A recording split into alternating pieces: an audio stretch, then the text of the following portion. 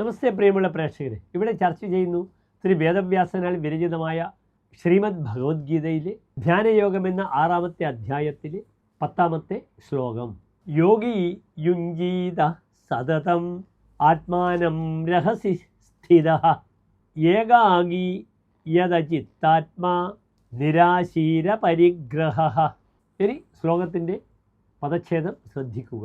യോഗി യുഞ്ജീത സതതം ആത്മാനം രഹസി സ്ഥിതഃ ഏകാഗീ യദചിത്താത്മാ നിരാശി അപരിഗ്രഹഃ. ഇനി ശ്ലോകത്തിൻ്റെ അന്വയം ശ്രദ്ധിക്കുക.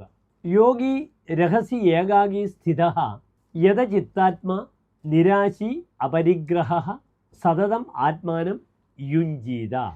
യോഗി എപ്പോഴും വിജനസ്ഥലത്ത് ഒന്നിലും പ്രത്യേകിച്ച് മമതയോ ആശയോ ഇല്ലാതെ തൻ്റെ പരിവാരങ്ങളെയെല്ലാം ഉപേക്ഷിച്ച് ഒറ്റയ്ക്കിരുന്ന് മനസ്സിനെയും ദേഹത്തെയും നിയന്ത്രിച്ച് അടക്കി ഒതുക്കി ചിത്തവൃത്തികളെ നിരോധിക്കണമെന്ന് അർജുനൻ ശ്രീകൃഷ്ണനെ ഉപദേശിക്കുന്നു. പ്രസ്തുത ശ്ലോകത്തിലൂടെ.